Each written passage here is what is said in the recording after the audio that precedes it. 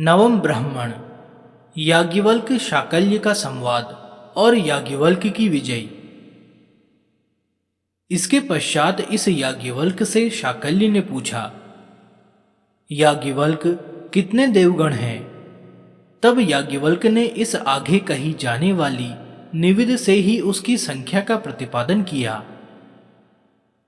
वैश्व देव की निविद में अर्थात देवताओं की संख्या बताने वाले मंत्र पदों में जितने बताए गए हैं वे 3 और 300 तथा 3 और 3 सहस्त्र 3306 हैं। तब शाकल्य ने ठीक है ऐसा कहा। फिर पूछा, याज्ञवल्क्य कितने देव हैं? याज्ञवल्क्य ने कहा 33। शाकल्य ने ठीक है ऐसा कहा और पूछा, तो याज्ञवल्क्य कितने देव हैं? याज्ञवल्क्य 6। शाकल्य ने ठीक है ऐसा कहा और फिर पूछा, याज्ञवल्क्य कितने देव हैं? याज्ञवल्क्य 3। शाकल्य ने ठीक है ऐसा कहा और पुनः पूछा, याज्ञवल्क्य कितने देव हैं? याज्ञवल्क्य 2। शाकल्य ने ठीक है ऐसा कहा और पूछा, याज्ञवल्क्य कितने देव हैं? याज्ञवल्क्य 1.5। शाकल्य ने ठीक है ऐसा कहा और पूछा, याज्ञवल्क्य कितने देव हैं? याज्ञवल्क्य 1। शाकल्य ने ठीक है ऐसा कहा और पूछा, वे 3 और 300 तथा 3 और 3 सहस्त्र देव कौन से हैं? उस याज्ञवल्क्य ने कहा, ये तो इनकी महिमाएं ही हैं, देवगण तो 33 ही हैं। शाकल्य, वे 33 देव कौन कौन से हैं? याज्ञवल्क्य 8 वसु, 11 रुद्र, 12 आदित्य, ये 21 देवगण हैं तथा इंद्र और प्रजापति के सहित 33 हैं। शाकल्य, वसु कौन है? याज्ञवल्क्य, अग्नि, पृथ्वी, वायु, अंतरिक्ष, आदित्य, द्युलोक, चंद्रमा और नक्षत्र, ये वसु हैं। इन्हीं में यह सब जगत निहित है, इसी से ये वसु हैं। शाकल्य, रुद्र कौन है? याज्ञवल्क्य, पुरुष में ये 10 प्राण, इंद्रियां और 11वां आत्मा मन, ये जिस समय इस मरणशील शरीर से उत्क्रमण करते हैं उस समय रुलाते हैं, अतः उत्क्रमण काल में अपने संबंधियों को रुलाते हैं, इसलिए रोदन के कारण होने से रुद्र कहलाते हैं। शाकल्य, आदित्य कौन है? याज्ञवल्क्य, संवत्सर के अव्ययभूत ये 12 मास ही आदित्य हैं, क्योंकि ये इन सबका आदान ग्रहण करते हुए चलते हैं, इसलिए आदित्य हैं। शाकल्य, इंद्र कौन है और प्रजापति कौन है? याज्ञवल्क्य, विद्युत ही इंद्र है और यज्ञ प्रजापति है। शाकल्य, विद्युत कौन है? याज्ञवल्क्य, वज्र। शाकल्य, यज्ञ कौन है? याज्ञवल्क्य, पशुगण। शाकल्य, 6 देवगण कौन हैं? याज्ञवल्क्य, अग्नि, पृथ्वी, वायु, अंतरिक्ष, आदित्य और द्युलोक, ये 6 देवगण हैं। ये वसु आदि 33 देवताओं के रूप में अग्नि आदि 6 ही हैं। शाकल्य, वे 3 देव कौन हैं? याज्ञवल्क्य, ये 3 लोक ही 3 देव हैं, इन्हीं में ये सब देव अंतर्भूत हैं। शाकल्य, वे 2 देव कौन हैं? याज्ञवल्क्य, अन्न और प्राण। शाकल्य, 1.5 देव कौन है? याज्ञवल्क्य, जो यह बहता है। यहां ऐसा कहते हैं, यह जो वायु है एक ही सा बहता है, फिर यह 1.5 किस प्रकार है? उत्तर, क्योंकि इसी में यह सब वृद्धि को प्राप्त होता है, इसलिए यह 1.5 है। शाकल्य, एक देव कौन है? याज्ञवल्क, प्राण, वह ब्रह्म है, उसी को त्यत ऐसा कहते हैं। शाकल्य, पृथ्वी ही जिसका आयतन है तथा अग्निलोक दर्शन शक्ति और मन ज्योति संकल्प विकल्प का साधन है। जो भी उस पुरुष को संपूर्ण अध्यात्म कार्य करण समूह का परम आश्रय जानता है वही ज्ञाता पंडित है। याज्ञवल्क, तुम तो बिना जाने ही पंडित होने का अभिमान कर रहे हो। याज्ञवल्क, जिसे तुम संपूर्ण आध्यात्मिक कार्य करण संघात का परम आश्रय बतलाते हो उस पुरुष को तो मैं जानता हूं। यह जो शरीर पुरुष है वही यह है। शाकल्य, और बोलो। शाकल्य, अच्छा, उसका देवता कौन है? तब याज्ञवल्क ने अमृत ऐसा कहा। शाकल्य, काम ही जिसका आयतन है, हृदय लोक है और मन ज्योति है, उस पुरुष को जो भी संपूर्ण आध्यात्मिक कार्य करण समूह का परम आश्रय जानता है वही ज्ञाता है। याज्ञवल्क, तुम तो बिना जाने ही पंडित होने का अभिमान कर रहे हो। याज्ञवल्क, जिसे तुम संपूर्ण आध्यात्मिक कार्य करण संघात का परम आश्रय बतलाते हो उस पुरुष को तो मैं जानता हूं। जो भी यह काममय पुरुष है वही यह है। हे शाकल्य, और बोलो। शाकल्य, उसका कौन देवता है? तब याज्ञवल्क ने कहा, स्त्रियां। शाकल्य, रूप ही जिसका आयतन है, चक्षु लोक है और मन ज्योति है, जो भी उस पुरुष को संपूर्ण अध्यात्म कार्य करण समूह का परम आश्रय जानता है वही ज्ञाता है। हे याज्ञवल्क, तुम तो बिना जाने ही पंडित होने का अभिमान कर रहे हो। याज्ञवल्क, तुम जिसे संपूर्ण अध्यात्म कार्य करण समूह का परम आश्रय बतलाते हो उस पुरुष को तो मैं जानता हूं। जो भी यह आदित्य में पुरुष है वही यह है। हे शाकल्य, और बोलो। शाकल्य, उसका देवता कौन है? तब याज्ञवल्क ने सत्य ऐसा कहा। शाकल्य, आकाश ही जिसका आयतन है, श्रोत लोक है और मन ज्योति है, जो भी उस पुरुष को संपूर्ण अध्यात्म कार्य करण समूह का परम आश्रय जानता है वही ज्ञाता है। हे याज्ञवल्क, तुम तो बिना जाने ही पंडित होने का अभिमान कर रहे हो। याज्ञवल्क, तुम जिसे संपूर्ण अध्यात्म कार्य करण समूह का परम आश्रय कहते हो उस पुरुष को तो मैं जानता हूं। जो भी यह श्रोत संबंधी पुरुष है यही वह है। हे शाकल्य, और बोलो। शाकल्य, उसका कौन देवता है? तब याज्ञवल्क ने दिशाएं ऐसा कहा।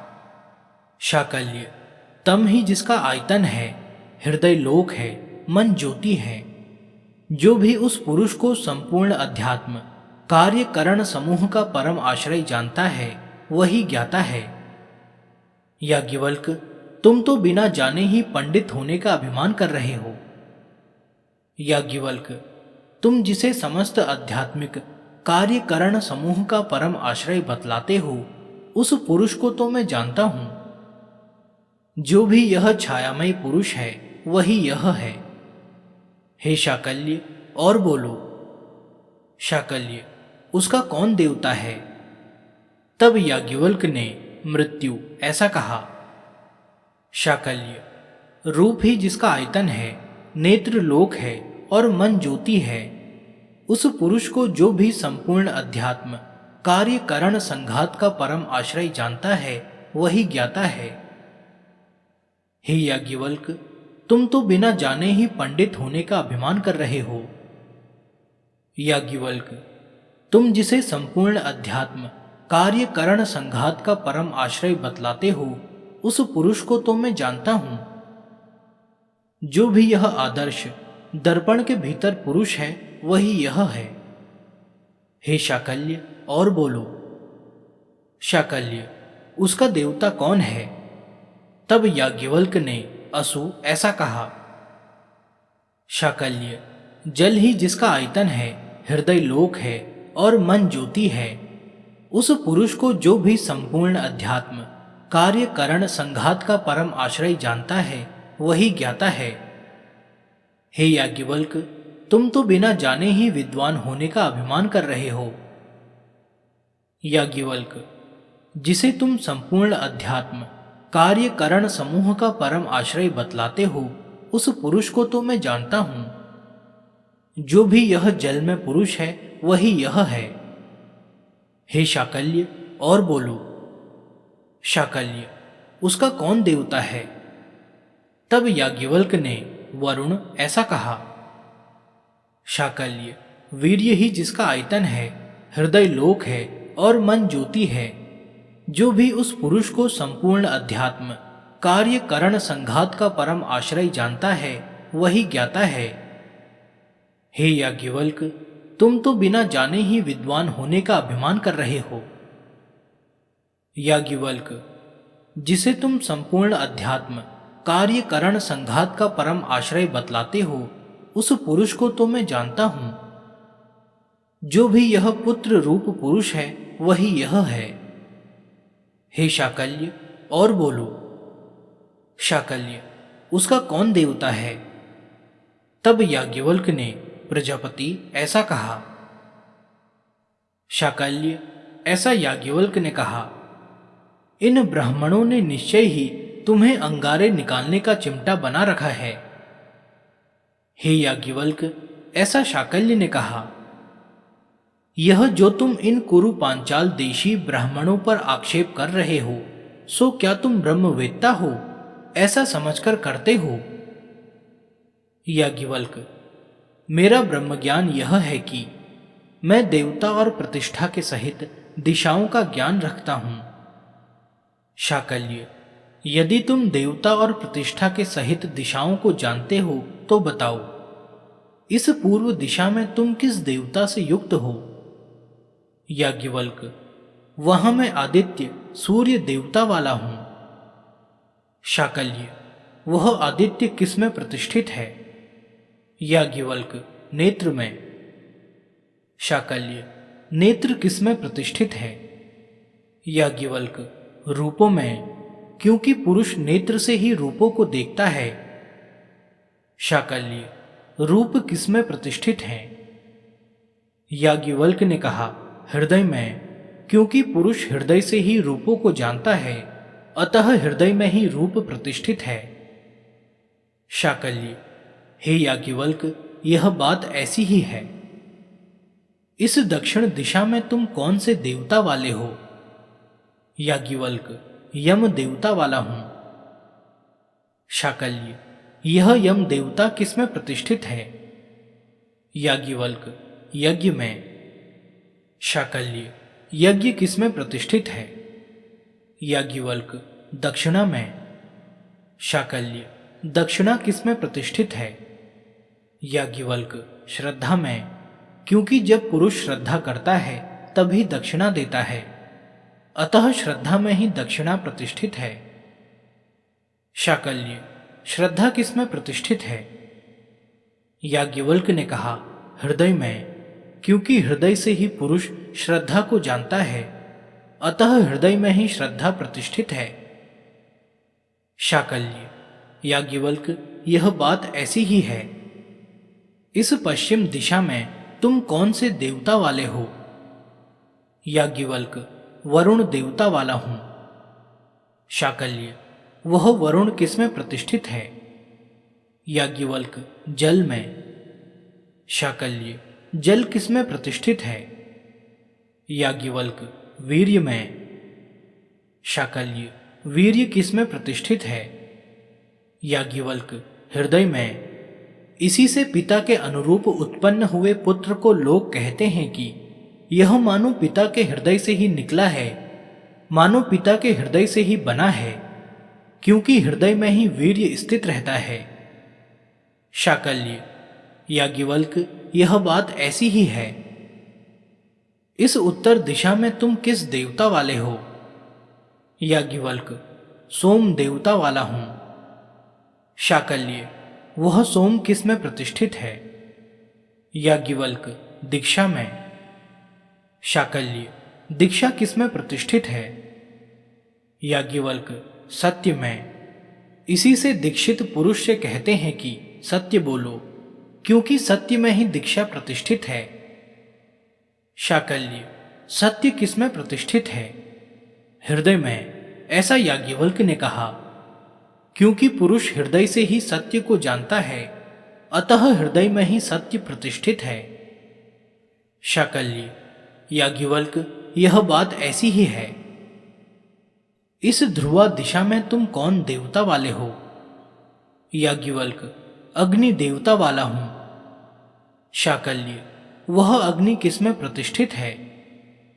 याज्ञवल्क वाक में। शाकल्य वाक किसमें प्रतिष्ठित है? याज्ञवल्क हृदय में।